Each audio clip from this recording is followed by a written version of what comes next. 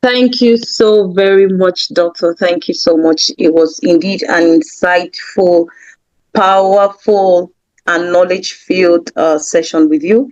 And I'm very sure everyone who's present here has something to take home. Me, it's intentionality. I don't know about you. Please drop what you're taking home from Doctor's session. And very quickly, we're going to take some questions for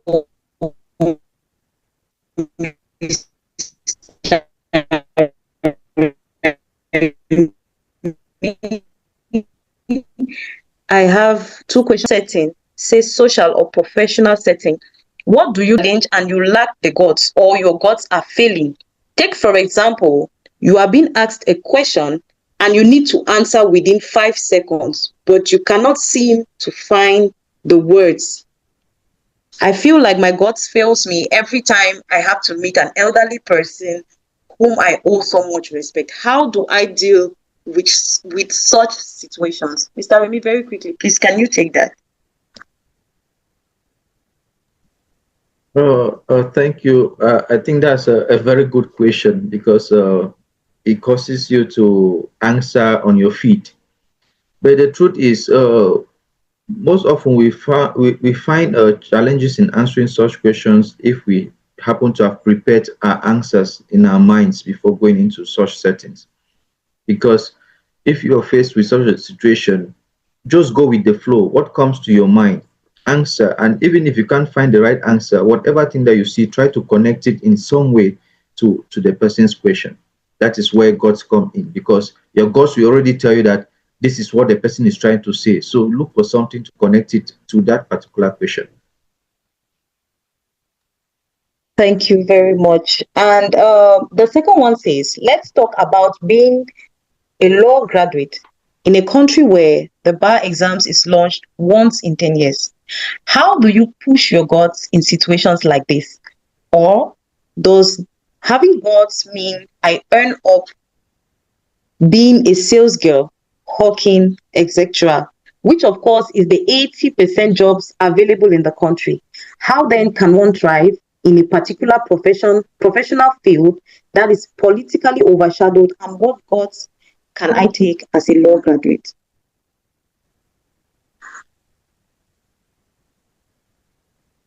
Well, I think I already provided like a detailed answer to that question on the chat box.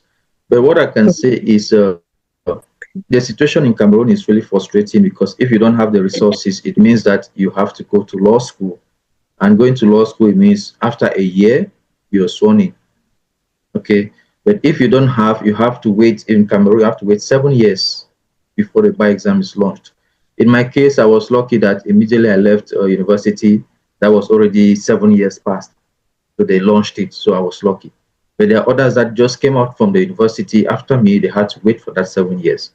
So the thing is, if you really want to be a lawyer, if that is what you want to be, then you're free to go into some other sector. But when you're going into that sector, keep at the back of your mind that being a lawyer is what I want. So whatever thing you're doing at that moment, you should always know that it's just a passage for you to get into what you want to do. So ensure that you stay relevant, keep yourself abreast with all the legal happenings within the country or the laws, so that when the bar exam is launched, you will be ready. Because in my time, I had colleagues who had left the university since 1996. So they came back and wrote. But before then, they were working in other areas. They were into other walks of life. But since that is what they wanted, they came back, they prepared for it, and they got in. So you can do some other thing, but be prepared that when it is launched, you're going to go into it. Thank you very much for that response, sir. And last question for Dr. Debbie. Someone is asking, what if I find myself in a professional institute where we are given no chance? We study from morning till night. How then do I prepare for the outside world when I don't have the time to do extracurricular activities except my studies? Okay. Doctor, please, can you take that? Okay, somebody's asking how that, I think that should be a time management issue. I think I've been in private higher education for a while now. And I think the most rigid timetables we have, I think we're in Southwest, Tuesdays to Saturdays.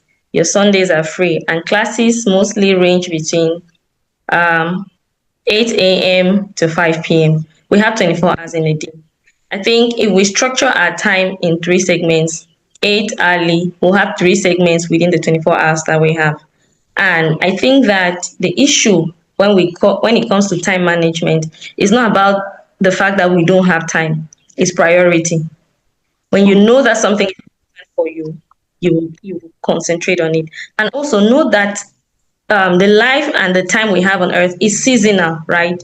And so if for a particular season you want to get something, you allocate time for it. And also, when you are learning some other extracurricular activities, they should be connected with the thing you're currently doing at that time. It makes it easier for you. You cannot be a student, you're learning, for example, you're a nursing student or a midwifery student, and then your extracurricular activity or something else you want to learn as a side, let me use this word, hustle, is tailoring. That's another major thing which is so big on its own. You can't mix the two. So I'll recommend that you divide your time into three.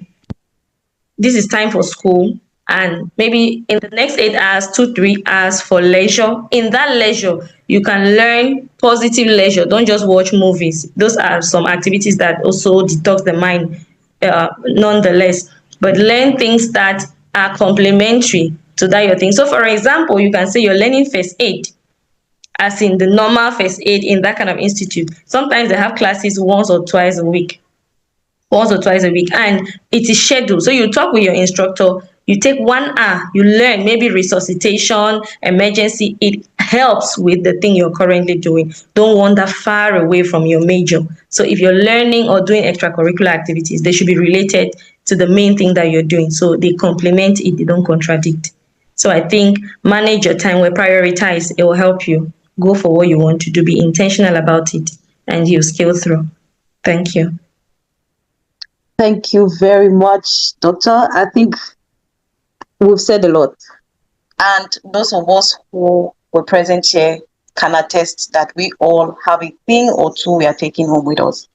And the goal for such sessions is that we create an atmosphere of preparedness in the hearts of the youth so that we don't have repeated cycles of failure.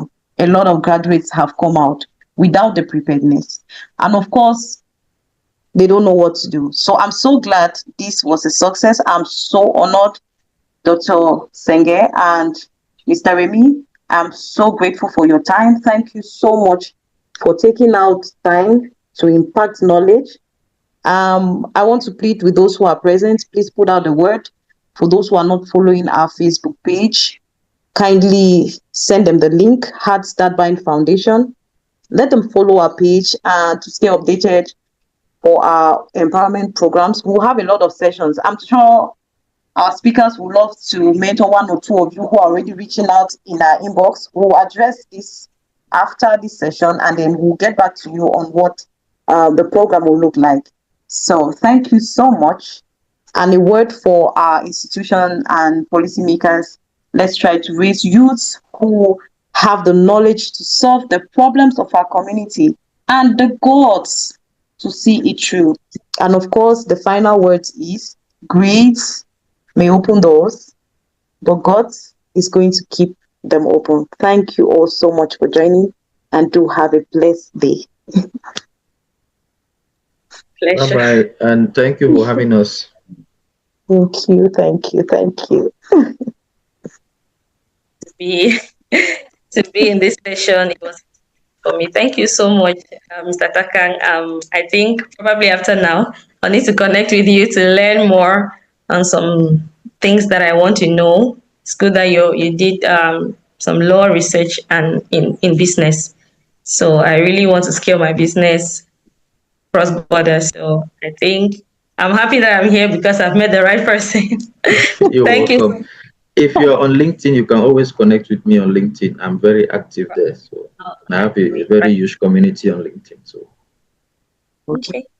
Okay, maybe we could just have you drop your profile, the name, Let you me and see if I doctors, can so pull it we up. could have participants follow you. Those who are willing to collect can Thank do so. Please, yes, please. Just use the chat box so they can easily figure it out. Yeah. Thank you so much. Thank you. I'm so grateful. you. Welcome.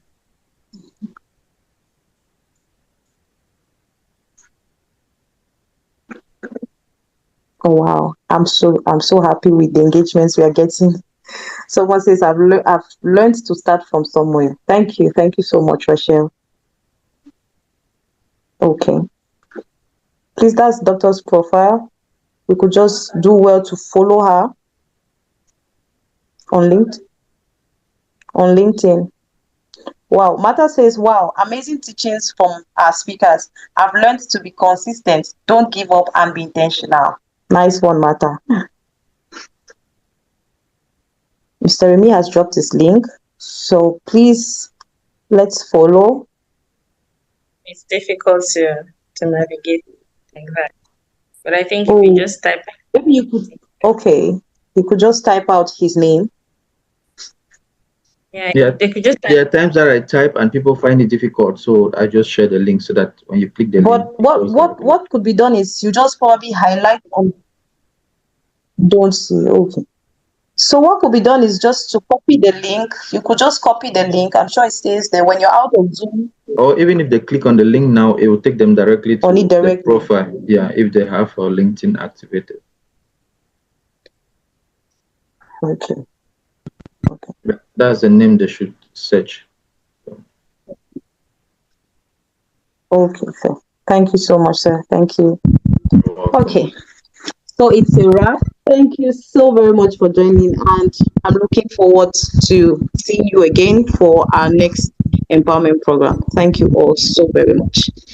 You're Have a welcome. blessed day and bye. Yeah, enjoy the rest of your week.